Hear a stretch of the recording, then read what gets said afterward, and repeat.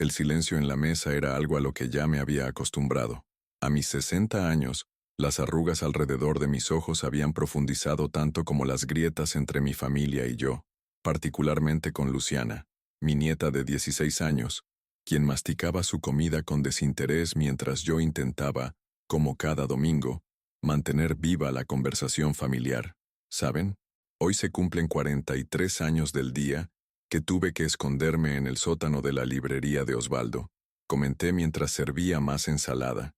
Estaban haciendo redadas por todo San Telmo y el suspiro exasperado de Luciana cortó mi relato como un cuchillo.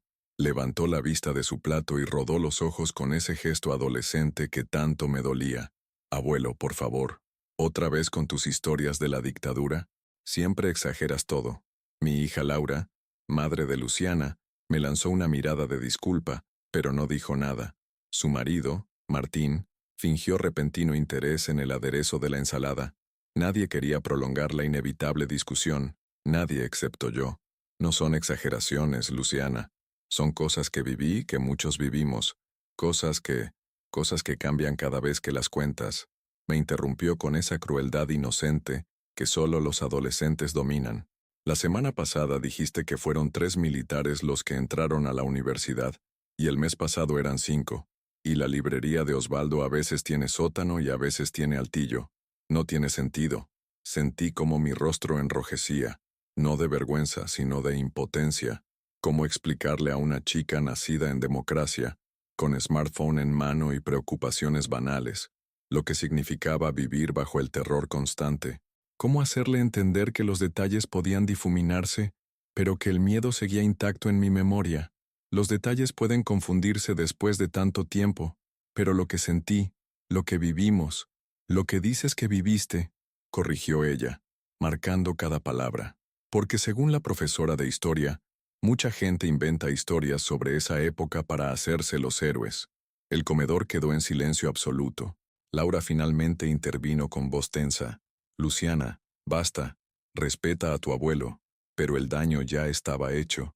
Luciana había puesto en palabras lo que seguramente toda la familia pensaba, que yo era un viejo fabulador, construyendo un pasado heroico que nunca existió. Bajé la mirada hacia mi plato, súbitamente sin apetito. Lo peor era que no podía culparlos. En un país donde la memoria histórica se había vuelto terreno de disputa política, donde algunos negaban lo ocurrido y otros lo instrumentalizaban, mis relatos sonaban cada vez más como cuentos de un viejo buscando atención.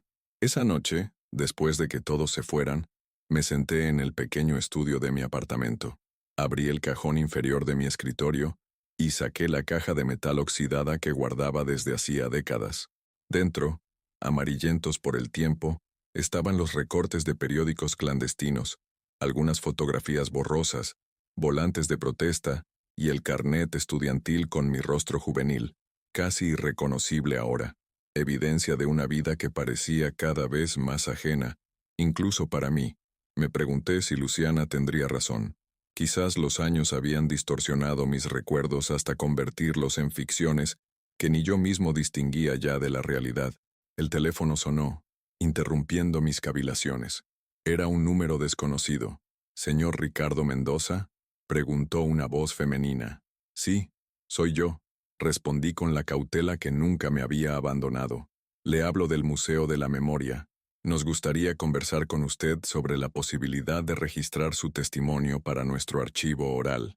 Me quedé en silencio, procesando lo que acababa de escuchar. La mujer continuó. «Su nombre apareció en documentos recientemente desclasificados. Creemos que su experiencia como estudiante de la Facultad de Filosofía y Letras durante los años más duros de la represión sería muy valiosa para nuestro proyecto». Mientras sostenía el teléfono, mi mirada se posó en la fotografía enmarcada sobre mi escritorio. Yo a mis 20 años, con Osvaldo y otros compañeros frente a la librería que había sido nuestro refugio. Osvaldo, quien desapareció una noche de julio y nunca regresó. «¿Señor Mendoza? ¿Sigue ahí?» «Sí», respondí finalmente. «Estoy aquí. Y sí, tengo historias que contar». Al colgar, una idea comenzó a formarse en mi mente. Una idea que, quizás, podría cerrar la brecha entre mi nieta y yo, entre el pasado que me definía y el presente que ella habitaba con tanta ligereza. El Museo de la Memoria se alzaba en lo que alguna vez fue un centro clandestino de detención. La ironía no escapaba a nadie. Donde antes reinaban las sombras y el silencio forzado, ahora brillaba la luz de los testimonios y el ruido vital de estudiantes y visitantes. Llegué media hora antes de la cita, nervioso como un adolescente. Vestía mi mejor camisa, la que Laura me había regalado en mi último cumpleaños, y llevaba bajo el brazo la caja metálica con mis recuerdos físicos. Al cruzar el umbral, sentí un escalofrío recorrerme la espalda.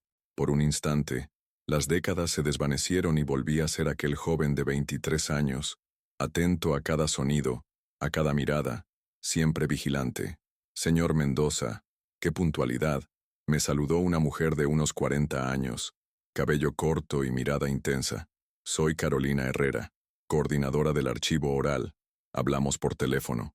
La seguí por pasillos donde las fotografías de desaparecidos flanqueaban nuestro camino como un silencioso tribunal de la historia.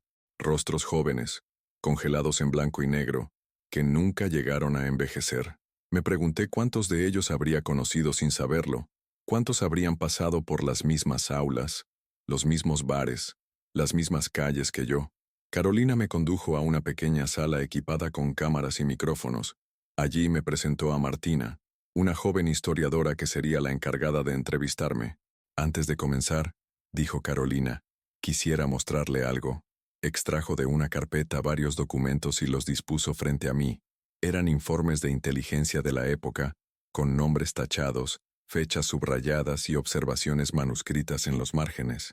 Y allí, en una de las páginas amarillentas, estaba mi nombre: Mendoza, Ricardo, estudiante de filosofía. Frecuenta la librería El Pensamiento, posible punto de distribución de material subversivo. Mis dedos temblaron al tocar el papel. Era la validación que nunca había buscado, pero que ahora, frente al escepticismo de mi propia familia, se sentía como un salvavidas lanzado a través del tiempo. Estos archivos fueron desclasificados hace apenas 3 meses, explicó Carolina. Estamos contactando a todas las personas mencionadas que podamos localizar. ¿Puedo tomar una fotografía de esto?, pregunté con un nudo en la garganta. Carolina asintió comprensiva, como si entendiera exactamente por qué lo pedía. Mientras sacaba mi teléfono para capturar la imagen, pensé en Luciana, en su rostro cuando viera la prueba de que las historias de su abuelo no eran inventos de un viejo nostálgico. La entrevista duró casi 4 horas. Martina era meticulosa, contrastando mis recuerdos con fechas y eventos documentados, ayudándome a reconstruir con precisión aquellos años turbulentos. Hablé de Osvaldo y su librería, de los libros prohibidos que escondíamos entre las páginas de textos inocuos, de las reuniones clandestinas donde discutíamos a Marx mientras afuera las patrullas recorrían las calles. Hablé del miedo, ese compañero constante que se convertía en parte de tu respiración, de tu sangre. Hablé de amigos que dejaron de asistir a clase un día, sin despedida, sin explicación, sabiendo que preguntar por ellos podía convertirte en el próximo ausente. ¿Y cómo sobrevivió usted?, preguntó finalmente Martina. La pregunta me golpeó como un puño. Era la misma que me había atormentado durante décadas, la misma que susurraba en mis pesadillas. ¿Por qué yo sí y otros no? No hice nada heroico, si es lo que busca, respondí con honestidad. Tuve miedo. Me escondí cuando fue necesario. Dejé la universidad por un tiempo. Me mudé con un tío al interior. Y tuve suerte, mucha suerte. Al terminar la entrevista, Carolina me informó que el material sería procesado y catalogado. En 3 semanas inauguramos una exposición temporal sobre la resistencia cultural durante la dictadura. Nos gustaría que su testimonio formara parte de ella. Y, por supuesto, que usted asista a la inauguración. Antes de despedirnos, saqué de mi caja metálica una fotografía. Esta es la librería de Osvaldo, dije, entregándosela. El hombre de la izquierda es él. Desapareció en 1977. Nunca supimos qué pasó con él. Carolina tomó la fotografía con reverencia. ¿Le importaría si la incluimos en la exposición? Al contrario, respondí. Es lo que he venido a hacer. Que Osvaldo, que todos ellos no se desvanezcan 2 veces. Al salir del museo, el sol de la tarde me recibió con una claridad casi dolorosa. Saqué mi teléfono y contemplé la fotografía que había tomado del documento. la prueba tangible de mi pasado. Con dedos aún no muy amigos de la tecnología, compuse un mensaje para Luciana. ¿Podrías venir a visitarme mañana después de la escuela? Tengo algo importante que mostrarte. Su respuesta llegó casi de inmediato, con ese laconismo típico de los adolescentes. Ok, esa noche, mientras revisaba otras fotografías y documentos que podría mostrarle a mi nieta, encontré algo que había olvidado. Un pequeño cuaderno de tapas azules con la letra apretada y nerviosa de mis años universitarios. Mi diario de aquella época. Lo abrí con cuidado, temiendo que se desintegrara entre mis manos, y comencé a leer. La voz de mi yo joven emergía de aquellas páginas como un fantasma, idealista, asustado, confundido, valiente a ratos y cobarde en otros. Humano, terriblemente humano. Comprendí entonces que parte del problema con Luciana era que yo mismo había mitificado mi juventud. En mis relatos, los detalles cambiaban porque yo, inconscientemente, pulía las aristas más vergonzosas, los momentos de duda, las pequeñas traiciones cotidianas que todos cometimos para sobrevivir. La verdad no estaba solo en los documentos oficiales ni en mis recuerdos selectivos, sino en algún punto intermedio, más complejo y menos heroico. ¿Estaría preparado para compartir esa verdad con mi nieta? ¿Estaría ella dispuesta a escucharla? Luciana llegó a mi apartamento con ese aire de obligación adolescente que tanto me dolía. Vestía el uniforme del colegio, la mochila colgada de un solo hombro, y me saludó con un beso rápido en la mejilla, antes de dirigirse al sofá, donde se dejó caer con un suspiro teatral. «¿Qué es eso tan importante, abuelo?», preguntó, sin despegar la mirada de su teléfono. Respiré hondo. El encuentro en el museo me había dado una confianza que hacía tiempo no sentía, pero enfrentar a mi nieta seguía siendo intimidante. Me senté junto a ella y coloqué sobre la mesita de café mi caja metálica, ahora abierta, y mi teléfono con la fotografía del documento preparada para mostrarle. «Quiero que veas algo, pero antes necesito que me escuches. No como a tu abuelo que cuenta historias aburridas, sino como a una persona que vivió en un tiempo muy distinto al tuyo». Algo en mi tono debió sorprenderla, porque finalmente apartó la vista del teléfono y me miró directamente. «El Museo de la Memoria me contactó ayer», continué. «Encontraron mi nombre en documentos desclasificados de la dictadura. Me entrevistaron durante horas y quieren incluir mi testimonio en una exposición». Le mostré la fotografía del documento. Luciana la observó en silencio, su expresión indescifrable. Luego revisé la caja y saqué algunos de los recortes, fotografías y volantes que había conservado todos estos años. «Esto es real, Luciana, tan real como tú y yo sentados aquí ahora. Y tienes razón en que a veces cambio los detalles cuando cuento estas historias, no porque sean inventadas, sino porque la memoria es así, imperfecta, y porque hay partes que duelen demasiado para recordarlas con precisión». Saqué entonces el cuaderno azul. «Encontré esto anoche. Es mi diario de aquella época. Nunca se lo he mostrado a nadie, ni siquiera a tu abuela cuando vivía». Los ojos de Luciana se abrieron con genuino interés por primera vez. La palabra diario tenía ese poder mágico sobre los adolescentes, esa promesa de secretos y confesiones íntimas. «¿Puedo leerlo?», preguntó con una cautela que me conmovió. Asentí, entregándole el cuaderno. «Puedes leerlo todo, pero hay una entrada específica que quiero que conozcas. Es del 24 de julio de 1977, 3 días después de que Osvaldo desapareciera». Luciana encontró la página y comenzó a leer en silencio. Observé cómo su expresión cambiaba conforme avanzaba, cómo el desdén adolescente daba paso al asombro, y luego a algo más profundo, más sombrío. La entrada relataba cómo, tras la desaparición de Osvaldo, yo había quemado libros y documentos que podrían comprometerme. Cómo había negado conocerlo cuando 2 hombres de civil me abordaron cerca de la facultad. Cómo el miedo me había paralizado hasta el punto de no poder dormir, comer o pensar con claridad. No era el relato de un héroe, sino el de un joven aterrorizado tratando desesperadamente de sobrevivir en un mundo que se había vuelto incomprensible y hostil.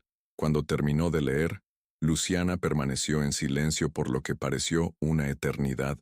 Finalmente, levantó la mirada hacia mí. «¿Por qué nunca contaste esta parte?», preguntó con voz suave, casi un susurro. «Porque me avergüenza», admití. porque durante años me he preguntado si podría haber hecho más por Osvaldo, por otros, porque es más fácil recordarse valiente que cobarde.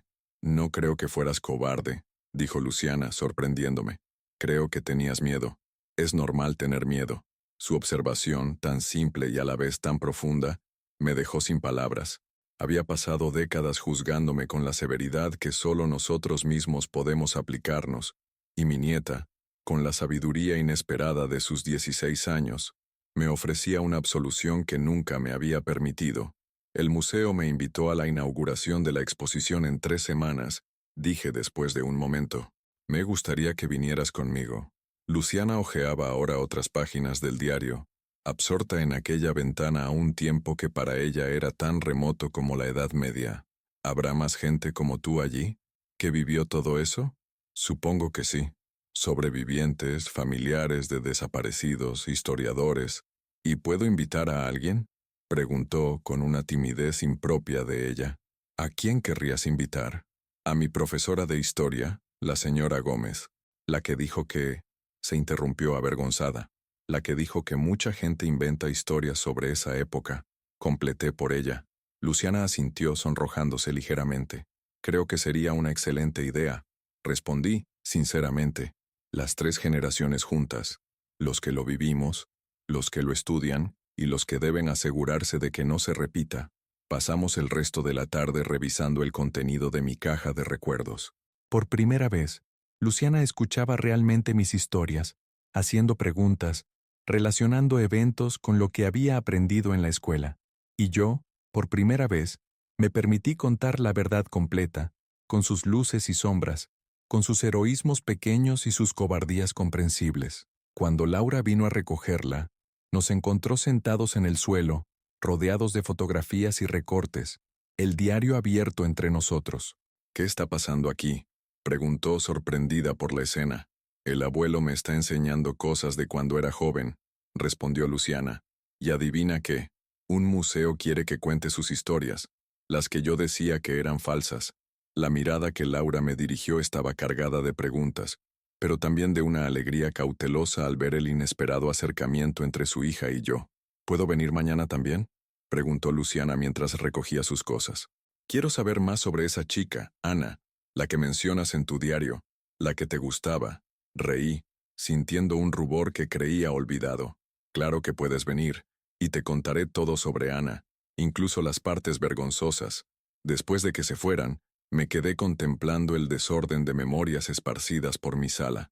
Sentía una extraña ligereza, como si hubiera depositado una carga que había estado llevando demasiado tiempo.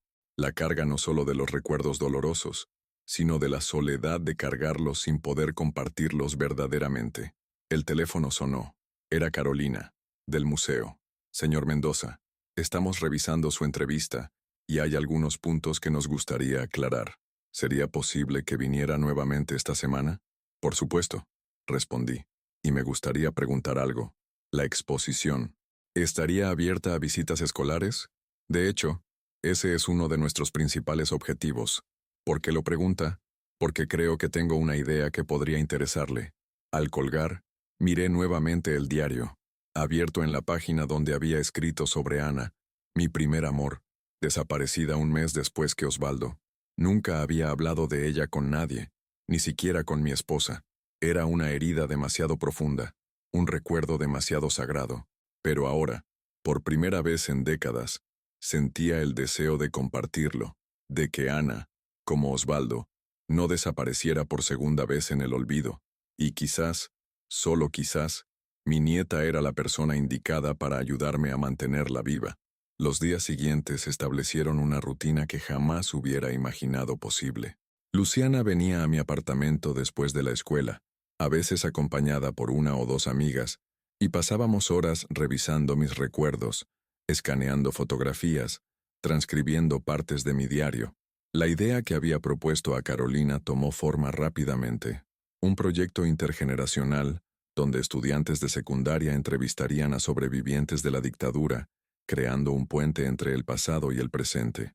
Luciana y sus amigas serían las primeras participantes, y yo, su primer entrevistado. Es brillante, había dicho Carolina cuando le expliqué el concepto. Justamente estábamos buscando formas de conectar con las nuevas generaciones. Este proyecto podría expandirse a otras escuelas. La profesora Gómez, aquella que según Luciana había sembrado dudas sobre la veracidad de los testimonios como el mío, resultó ser una aliada inesperada. Cuando Luciana le contó sobre el proyecto, no solo lo apoyó entusiastamente, sino que solicitó una reunión conmigo y Carolina para integrarlo formalmente al currículo de historia. Los libros de texto son herramientas imperfectas, me dijo durante nuestro primer encuentro.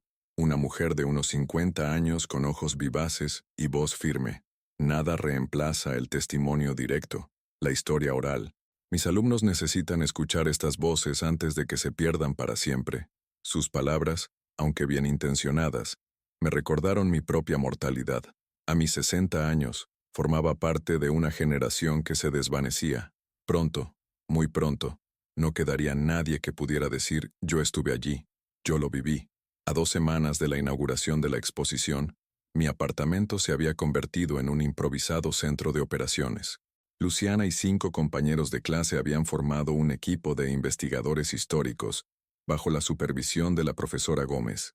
Habían entrevistado ya a 3 sobrevivientes además de mí, un expreso político, la hermana de un desaparecido, y una exiliada que había regresado al país en los 80.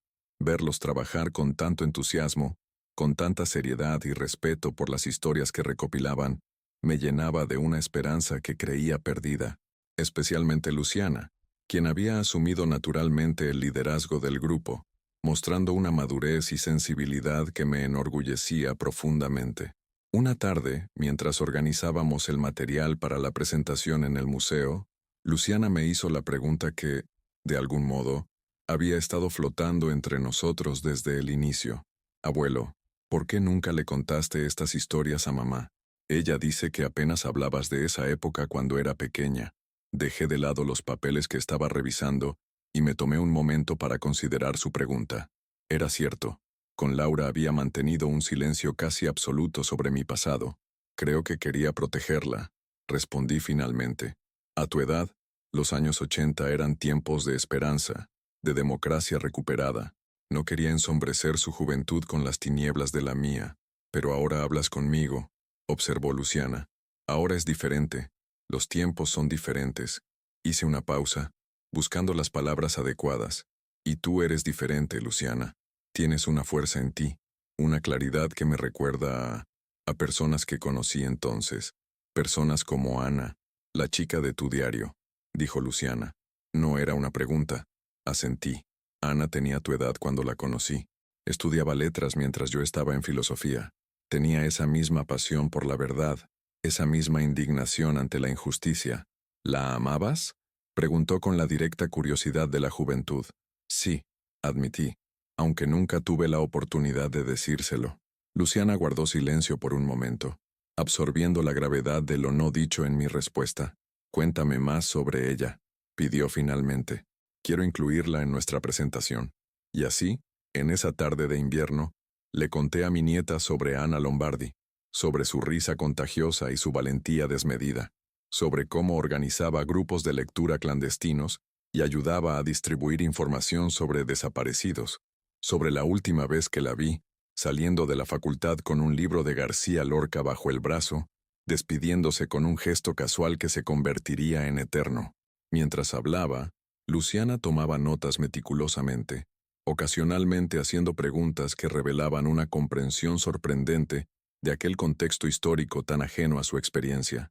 ¿Sabes lo que más me impresiona?, dijo cuando terminé mi relato. Que ustedes eran jóvenes normales, como nosotros, no superhéroes ni revolucionarios de película, solo estudiantes tratando de vivir sus vidas en un mundo que se había vuelto loco. Su observación me conmovió profundamente. Era exactamente lo que había intentado transmitirle: la normalidad interrumpida, la juventud robada, los futuros truncados. No una épica de resistencia heroica, sino la historia cotidiana de personas comunes enfrentando circunstancias extraordinarias. Esa es la verdad que quiero que conozcan, respondí, no para que sientan lástima o admiración, sino para que entiendan que la libertad que ustedes disfrutan hoy no es un derecho natural, sino una conquista frágil que debe protegerse constantemente.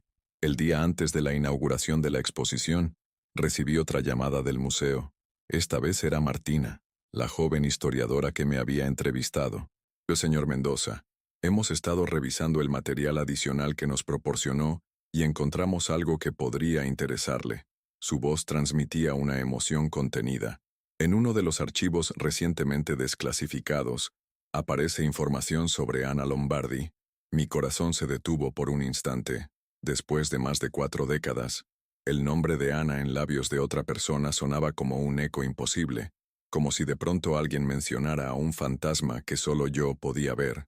¿Qué dice el archivo? Pregunté con voz trémula. Preferiría mostrárselo personalmente. ¿Podría venir al museo hoy mismo? Luciana insistió en acompañarme. Durante el trayecto en taxi, permanecimos en silencio, ella sosteniendo mi mano con una firmeza que agradecí profundamente. La posibilidad de descubrir finalmente qué había sucedido con Ana me llenaba de un terror que no había sentido en décadas. En el museo, Martina nos condujo a una sala privada donde Carolina nos esperaba con una carpeta de documentos. Su expresión era grave pero compasiva. Lo que voy a mostrarle es difícil, señor Mendoza, advirtió, pero creemos que merece conocer la verdad después de tanto tiempo. El documento era un informe de inteligencia fechado en agosto de 1977. Detallaba la detención de Ana Lombardi y su traslado a un centro clandestino cuyo nombre había sido tachado. Una nota manuscrita al margen indicaba: información obtenida, negativa, procedimiento, habitual. Esas frías palabras burocráticas contenían todo el horror que mi imaginación había conjurado durante décadas de incertidumbre. Procedimiento habitual era el eufemismo utilizado para la tortura y posterior asesinato. Sentí que el aire abandonaba mis pulmones. A mi lado, Luciana apretó mi mano con más fuerza, anclándome al presente mientras mi mente amenazaba con hundirse en el abismo del pasado. «Hay algo más», dijo Carolina, extrayendo otro documento. «Este es un informe posterior. Menciona que durante el interrogatorio, Ana Lombardi fue presionada para dar nombres de compañeros. Específicamente, buscaban información sobre usted y sobre Osvaldo». Mis ojos recorrieron el documento hasta encontrar la frase que cambiaría todo. La detenida se negó a proporcionar información a pesar de métodos intensivos de interrogatorio. Mantuvo silencio sobre las actividades de Mendoza, Ricardo y Gutiérrez, Osvaldo. Las lágrimas nublaron mi visión. Ana, mi Ana, había soportado lo insoportable sin delatarnos. Mientras yo quemaba libros y negaba conocer a Osvaldo, ella había mantenido su silencio hasta el final. «Abuelo», susurró Luciana, su voz quebrándose al comprender el peso de lo que estábamos leyendo. Carolina habló con suavidad. «Queríamos que conociera esto antes de la exposición. La historia de Ana Lombardi merece ser contada junto a la suya». Asentí, incapaz de articular palabras. Un pensamiento me golpeó con claridad cegadora. Yo había sobrevivido gracias al silencio de Ana. Mi vida, mi familia, mi nieta, todo existía porque una joven de 19 años había elegido el silencio y la muerte antes que la traición. Esa noche, Luciana se quedó a dormir en mi apartamento. Ninguno de los dos quería estar solo. Sentados en la sala, con tazas de té que se enfriaban sin tocar, hablamos hasta el amanecer. No solo de Ana y del pasado, sino también del presente, del futuro, de sus sueños y miedos. «¿Sabes qué decidí?», me dijo cuando los primeros rayos de sol se filtraban por la ventana. «Quiero estudiar historia cuando termine la secundaria». La miré, sorprendido por la determinación en su voz. «Por personas como Ana», continuó, «para que sus historias no se pierdan, para que nadie pueda decir nunca que fueron inventos o exageraciones». En ese momento, mientras observaba a mi nieta iluminada por la luz del amanecer, sentí que un círculo invisible se cerraba. El testimonio que Ana había sellado con su vida encontraba continuidad en esta joven que llevaba mi sangre, pero poseía una fortaleza que me recordaba tanto a ella. La inauguración de la exposición Resistencia Cultural durante la dictadura convirtió el Museo de la Memoria en un hervidero de actividad. Periodistas, académicos, sobrevivientes y familiares de desaparecidos se mezclaban en las salas donde fotografías, documentos y testimonios audiovisuales reconstruían aquel período oscuro de nuestra historia. En un rincón especial, separado por un panel de cristal, se encontraba la sección dedicada a la librería El Pensamiento y a quienes la frecuentaban. La fotografía de Osvaldo presidía el espacio, junto a un mapa que marcaba la ubicación original del local y una recreación del sótano donde tantas veces nos habíamos reunido. Y allí, en una vitrina iluminada suavemente, estaba mi diario abierto en la página donde había escrito sobre Ana. Junto a él, una fotografía ampliada que Martina había encontrado en los archivos universitarios, Ana sonriendo durante una protesta estudiantil, su rostro joven y decidido mirando directamente a la cámara como si desafiara al tiempo mismo. «Es extraño», murmuré a Laura, que había venido acompañada por Martín, «ver tu vida convertida en museo. Es importante», respondió ella, apretando mi brazo con afecto. «Estoy orgullosa de ti, papá, y lamento no haberte escuchado antes». La reconciliación con mi hija había sido otro regalo inesperado de este proceso.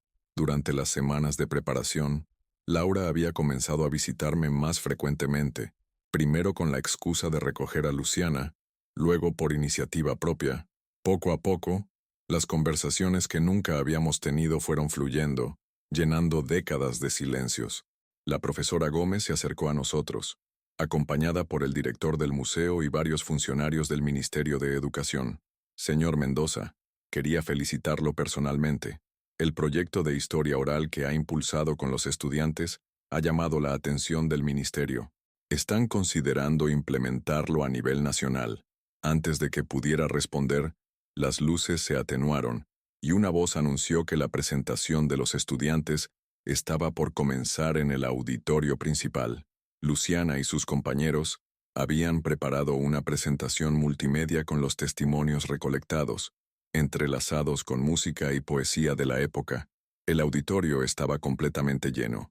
Me senté en la primera fila, junto a Laura y Martín, sintiendo una mezcla de orgullo y nerviosismo paternal que no había experimentado desde las obras escolares de mi hija. Las luces se apagaron por completo y en la pantalla apareció un título simple: Voces que no pudieron silenciar. La voz de Luciana, sorprendentemente madura y segura, surgió de los altavoces mientras imágenes en blanco y negro de la época se sucedían en la pantalla. «Esta no es solo la historia de nuestros abuelos, es nuestra historia.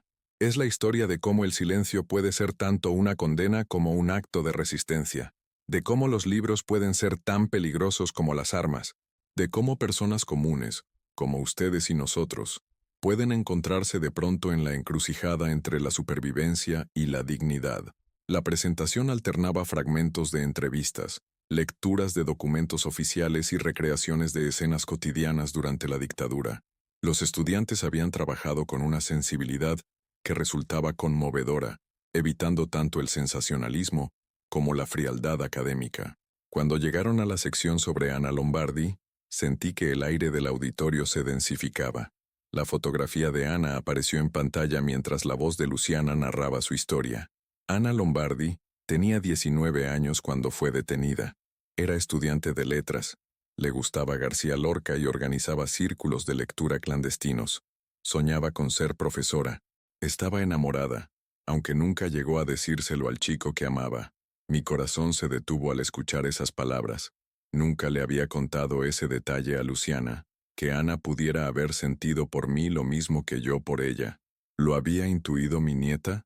¿O era simplemente una licencia poética para su narración? Ana fue torturada para que delatara a sus compañeros. Se mantuvo en silencio hasta el final. Gracias a su silencio, algunos sobrevivieron, entre ellos mi abuelo. Las lágrimas corrían libremente por mi rostro ahora. A mi lado, Laura tomó mi mano, su propio rostro húmedo por el llanto. La presentación concluyó con los estudiantes recitando los nombres de los desaparecidos vinculados a la librería El Pensamiento, cada nombre acompañado por el encendido de una pequeña luz en la oscuridad del auditorio. El último nombre fue el de Ana, y al pronunciarlo, todas las luces se encendieron simultáneamente, bañando el auditorio en una claridad casi cegadora. El público se puso de pie en un aplauso atronador. Luciana y sus compañeros, visiblemente emocionados, agradecieron con reverencias tímidas. Cuando Luciana me localizó entre la multitud, vi que también ella lloraba. Nuestras miradas se encontraron a través del espacio, unidas por un entendimiento que trascendía generaciones. Después de la presentación, mientras los invitados recorrían nuevamente la exposición, Martina se acercó con un hombre mayor que no reconocí de inmediato. Señor Mendoza, hay alguien que quería conocerlo, dijo, presentando al anciano.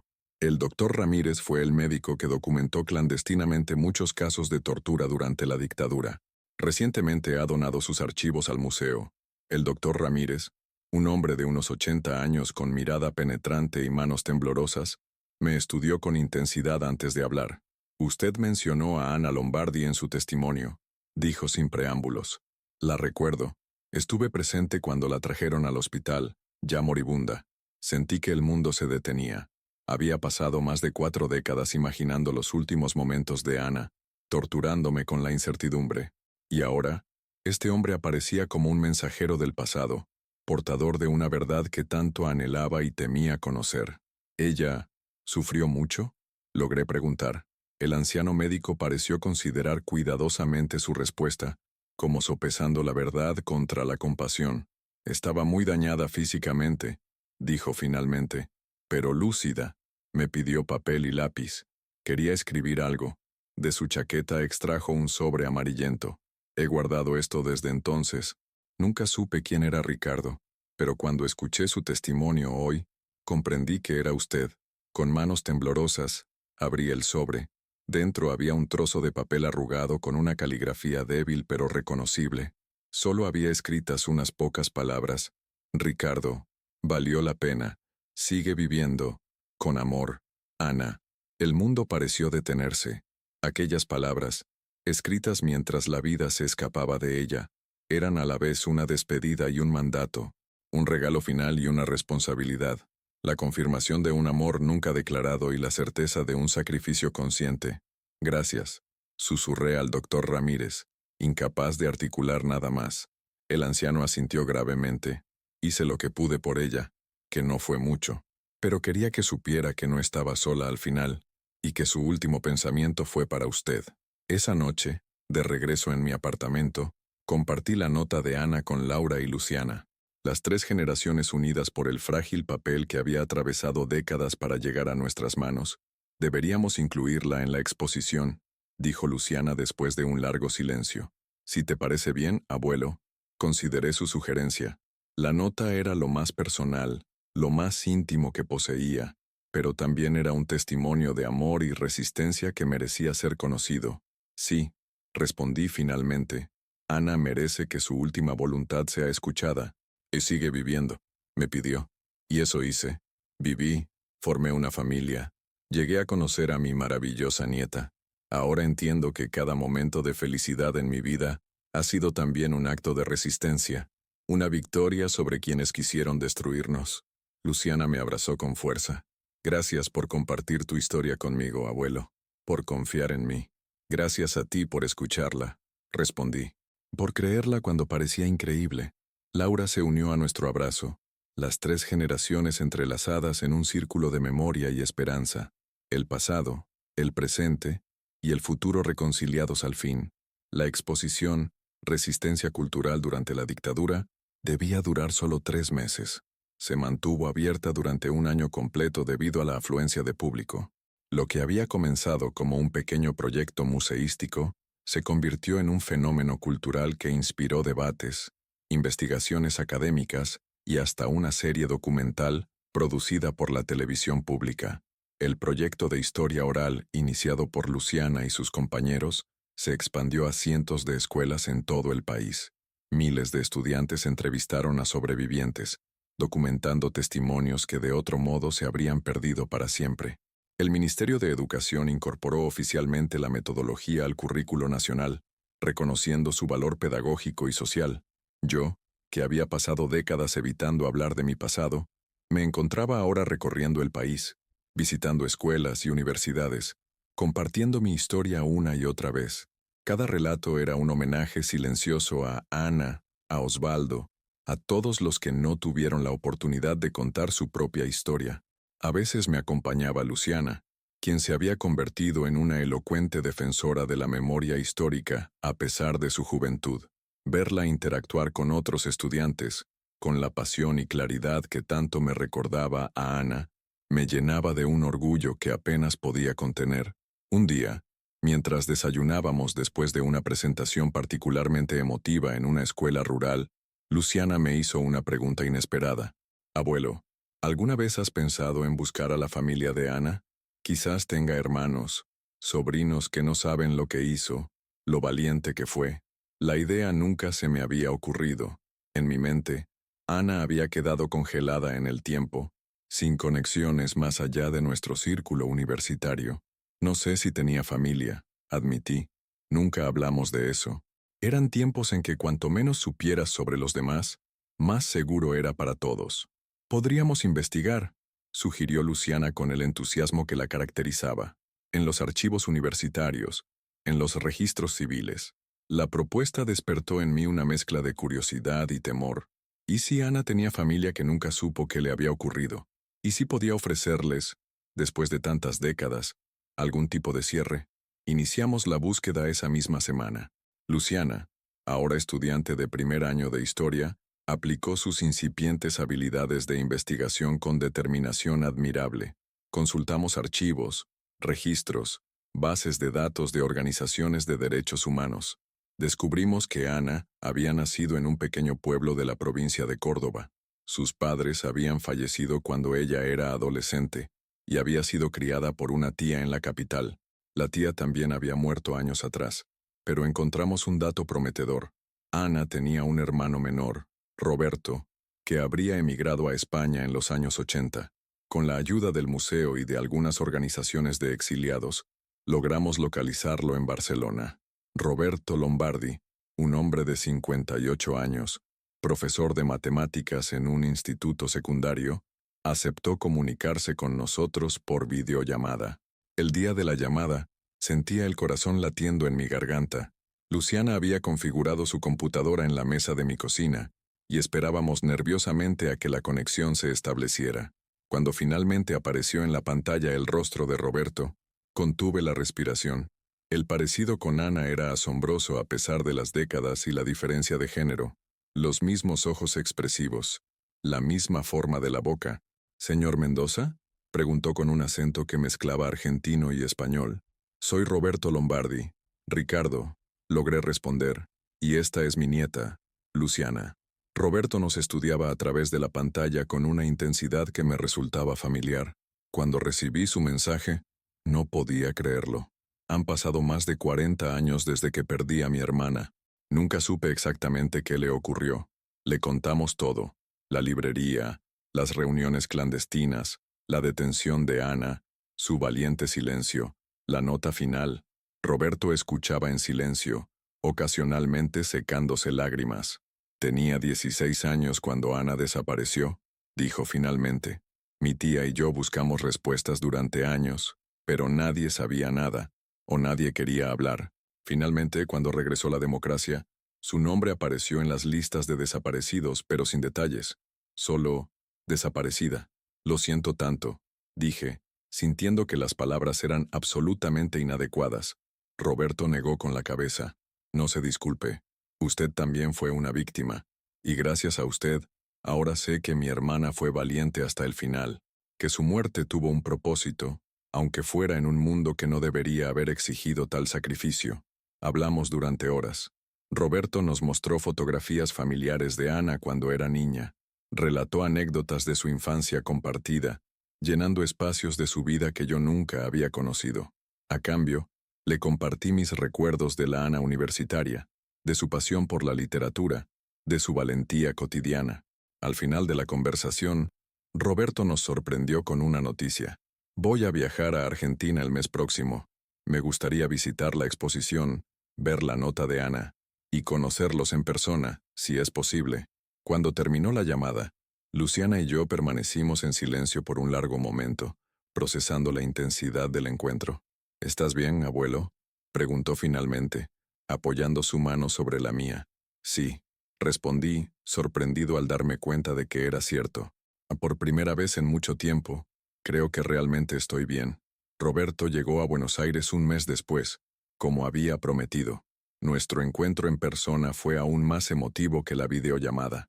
Nos abrazamos como viejos amigos, Unidos por el lazo invisible de Ana, juntos visitamos la exposición, que para entonces había incorporado un espacio dedicado específicamente a Ana, con fotografías aportadas por Roberto y extractos de cartas que había enviado a su familia. La nota original que con Ricardo valió la pena. Sigue viviendo. Con amor, Ana ocupaba el centro de la exhibición, protegida por un cristal pero visible para todos los visitantes. Es extraño, comentó Roberto, mientras observábamos a grupos de estudiantes tomando notas frente a la exhibición. Durante décadas, el nombre de Ana fue apenas un susurro, un recuerdo privado. Ahora forma parte de la historia colectiva. ¿Te incomoda?, pregunté.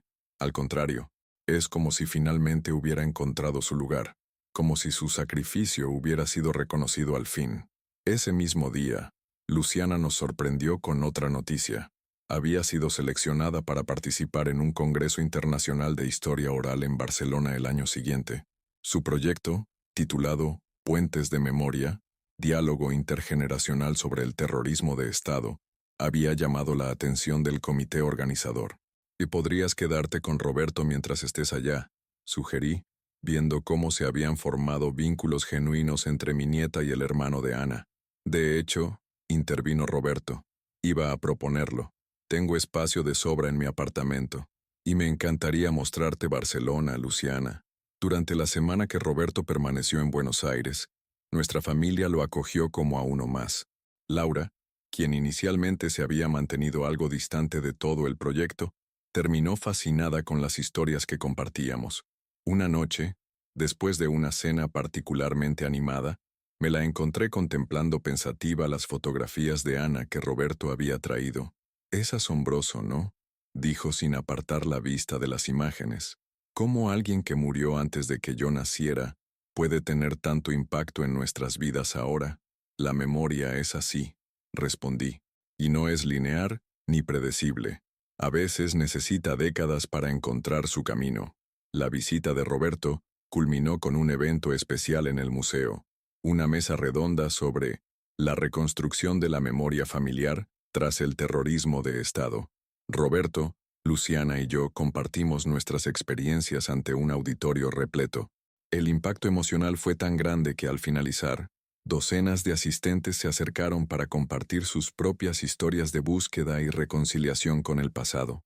El día de la partida de Roberto, nos reunimos para un último café en mi apartamento. Luciana había preparado un álbum digital con todas las fotografías y documentos relacionados con Ana que habíamos recopilado, para que siempre tengas su historia completa contigo, le dijo mientras le entregaba una memoria USB con el archivo. Roberto la abrazó con fuerza. Gracias por devolverme a mi hermana, dijo con voz quebrada, no como un fantasma, sino como la persona real que fue. Mientras lo veíamos partir en el taxi hacia el aeropuerto, Luciana entrelazó su brazo con el mío.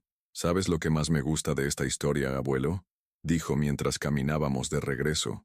Que no termina. Sigue creciendo, conectando personas, creando nuevos significados. Como toda buena historia, respondí, comprendiendo la profunda verdad en sus palabras. Esa noche, solo en mi apartamento, saqué nuevamente la caja metálica que había guardado durante décadas. Pero esta vez, en lugar de sentir el peso de la soledad y el dolor al revisarla, experimenté una extraña paz.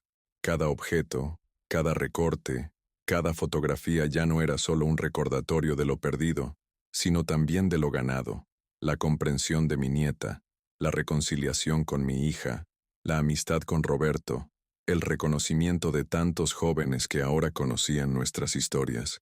Tomé mi viejo diario y añadí una nueva entrada, la primera en más de 40 años.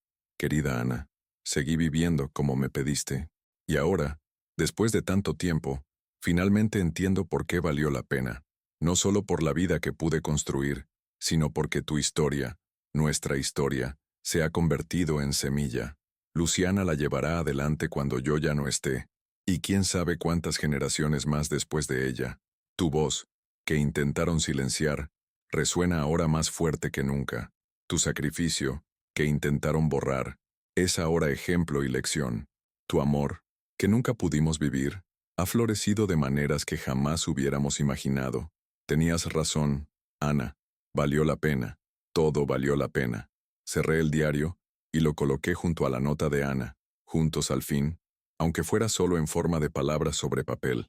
Me acerqué a la ventana y contemplé la ciudad nocturna, tan diferente de aquella en la que habíamos vivido nuestra juventud truncada. Mi teléfono vibró con un mensaje de Luciana. Gracias por confiar en mí para contar tu historia, abuelo. Te quiero. Sonreí mientras respondía.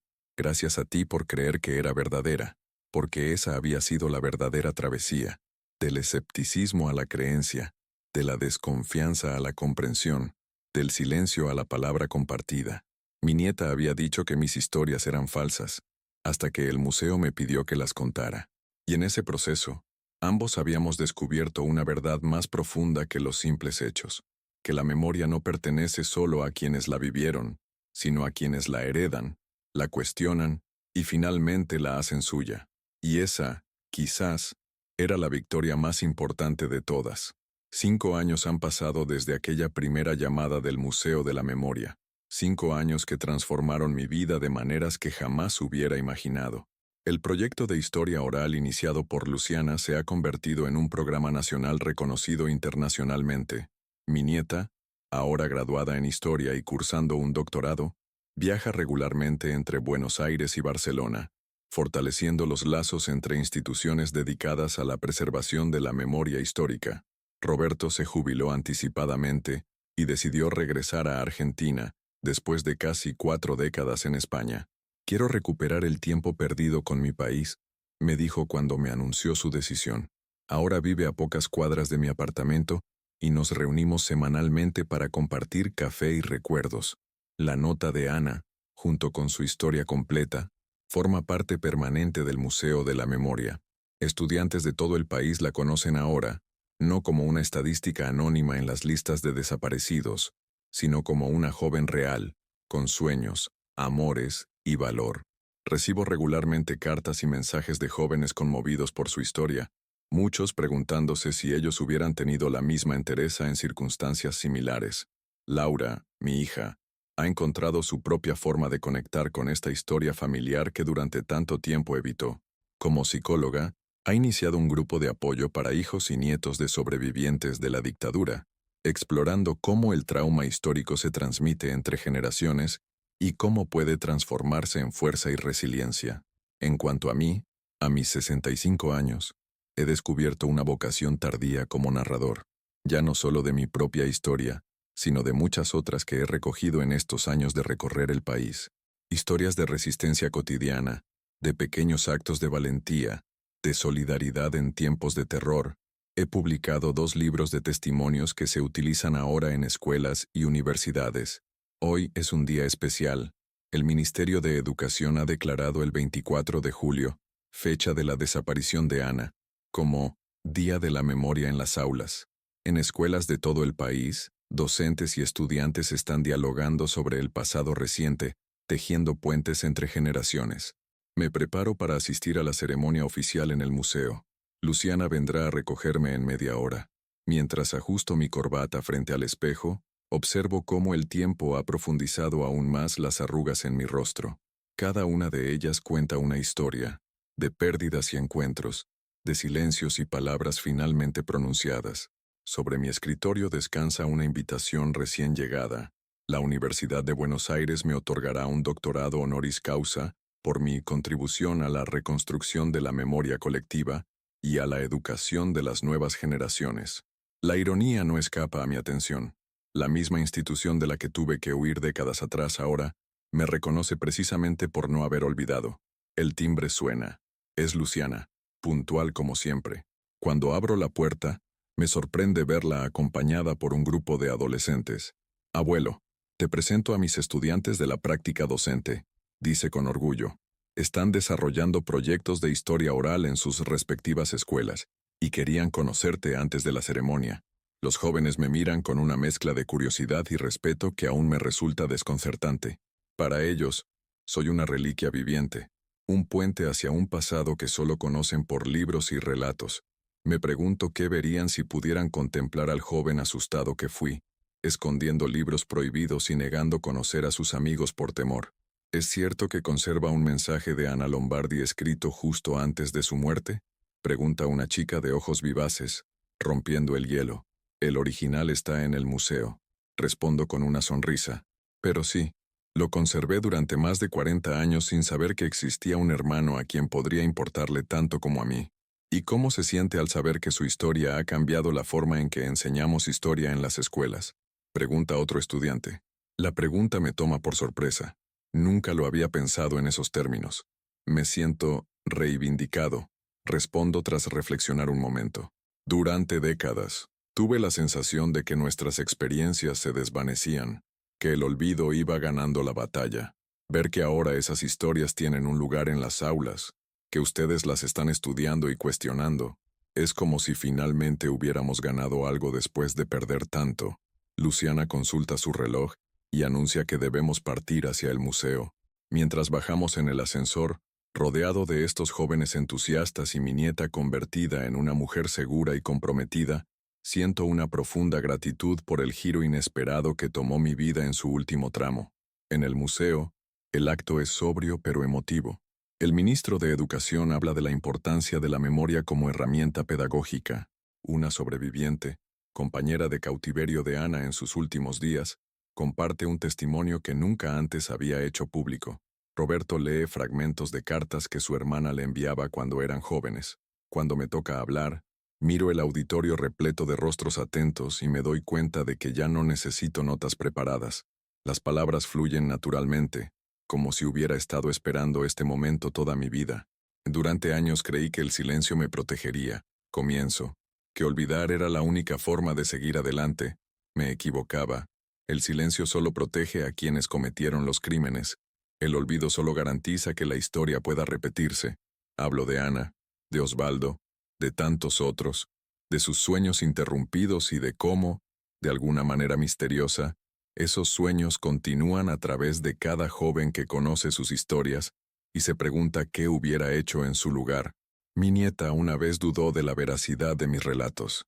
Digo mirando a Luciana, que sonríe desde la primera fila, y tenía razón en cuestionarlos. La memoria sin verificación, sin contraste, sin documentación, puede convertirse en mito o en instrumento político. Lo que hace este día tan importante no es solo el recuerdo, sino el compromiso con la verdad, por dolorosa que sea. Al finalizar el acto, mientras recibo abrazos y felicitaciones, noto a una mujer mayor que espera pacientemente en un rincón. Cuando finalmente se acerca, hay algo familiar en su rostro que no logro ubicar. Señor Mendoza, dice con voz suave, no sé si me recuerda. Soy Marta Linares. Trabajaba en la biblioteca de la facultad. El recuerdo emerge súbitamente. Una mujer joven que siempre reservaba para nosotros los libros más buscados, que nos avisaba discretamente cuando había controles en la entrada, que nos permitía usar la sala de microfilms después del horario oficial. Marta, por supuesto que la recuerdo. Usted nos ayudó tantas veces sin siquiera decirlo. Ella sonríe, con los ojos húmedos. Nunca pude hacer mucho, solo pequeños gestos que esperaba fueran útiles. Después de la dictadura me mudé al interior. Perdí contacto con todos.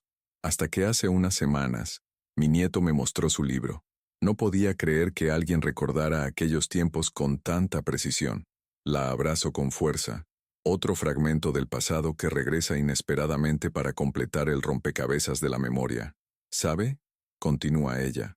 Lo más valioso de su trabajo no es solo preservar la memoria de quienes ya no están, sino también reconocer a quienes sobrevivimos con la carga silenciosa de no haber podido hacer más. Sus palabras me conmueven profundamente. En todos estos años de reconstruir el pasado, había pensado principalmente en los desaparecidos, en los exiliados, en las víctimas directas. Pero Marta me recordaba otra dimensión de aquella época, la de los testigos silenciosos, los que ayudaron desde las sombras, los que cargaron después con la culpa de haber sobrevivido sin poder hablar de lo que vieron. Esa noche, de regreso en mi apartamento, después de un día emocionalmente intenso, recibo una videollamada de Luciana. Está exultante. Abuelo, ¿has visto las redes sociales? El hashtag Día de la Memoria en las aulas es tendencia nacional. Miles de estudiantes están compartiendo sus proyectos, testimonios que han recogido, reflexiones sobre lo que aprendieron hoy. Me muestra capturas de pantalla. Jóvenes de todo el país publicando fotografías de familiares desaparecidos, fragmentos de entrevistas a sobreviviente, promesas de no olvidar.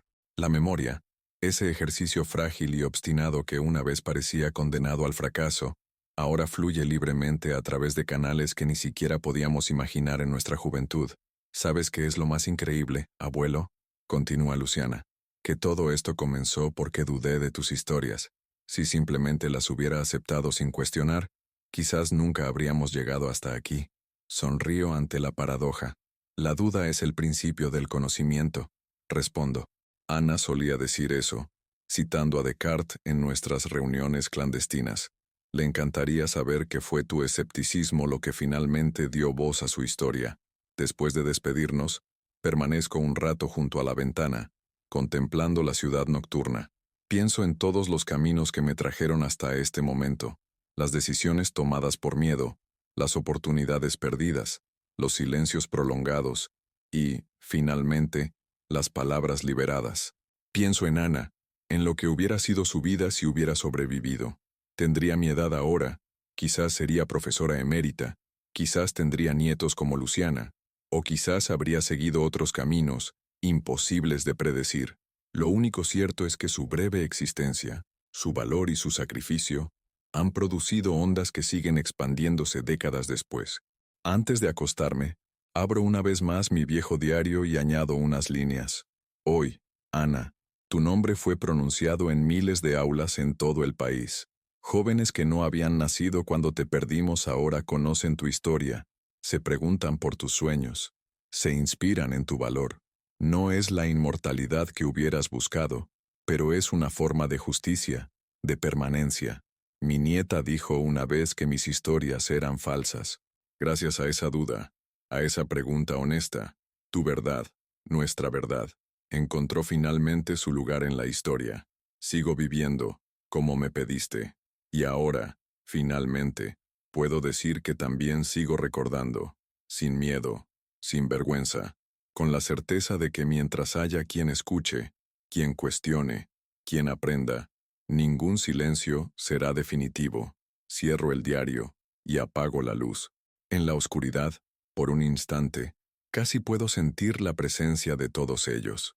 Osvaldo con sus libros prohibidos, Ana con su sonrisa desafiante, los compañeros perdidos, cuyos nombres ahora resuenan en las aulas, no como fantasmas que atormentan, sino como recuerdos que iluminan, que enseñan, que persisten. Mi nieta dijo que mis historias eran falsas, hasta que el museo me pidió que las contara.